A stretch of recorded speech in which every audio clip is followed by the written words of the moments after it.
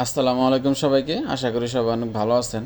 আমাদের সেই বাছুর, যেই বাছুরটা লাম্পি স্কিন ডিজিজ রোগে আক্রান্ত হয়েছিল, এখনও আক্রান্ত অবস্থায় আছে।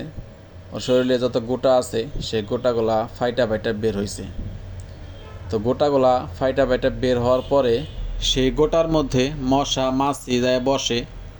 তো বসে বসে একদম বিরক্ত করে ফেলায়। আগে যত পরিমাণে বসতো এখন তার চেয়ে বেশি বসে। যেহেতু গোটা ফাইটে যখন রক্তগুলো বের হয় তখন ওই রক্তের মধ্যে মাছি যায় বসে।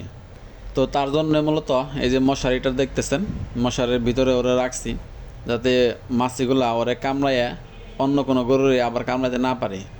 তো প্রথম অবস্থায় ওরে মশা মাছি মারার যে স্প্রে আছে সেই স্প্রে দিতাম।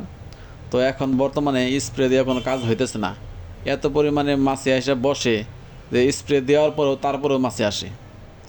তো তার জন্য চিন্তা করলাম যে স্প্রে দেওয়াতে আরও অনেক বেশি খরচ হয়ে যায় আমাদের।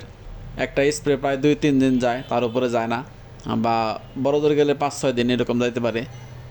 তো তার জন্য চিন্তা করলাম যে এত টাকা খরচ করা চাইতে মশারির নিচে রাখলে আমাদের কস্টিংটাও কমবে এবং ও শান্তিতে থাকতে পারবে।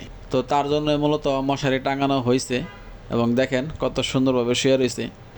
মশা মাছিগুলা বাইরে ঘুরঘুর করতেছে কিন্তু ভিতরে যাইতে পারতেছে না। তো আলহামদুলিল্লাহ আমাদের গরুটা এখন সুস্থ হইতেছে। তো এখন যে গোটাগুলো আছে এই গোটাগুলো শুকিয়ে গেলে ইনশাল্লাহ ও সুস্থ হয়ে যাবে। এখন মোটামুটি ওর খাবার দাবার সব কিছুতেই পারফেক্ট, সব কিছু ঠিকঠাক আছে।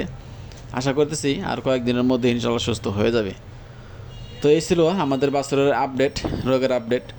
আগে যে ওষুধগুলো খাওয়াইতাম সেই ওষুধগুলো এখন বর্তমানে বন্ধ আছে, ওইগুলো খাওয়াইতেছি না।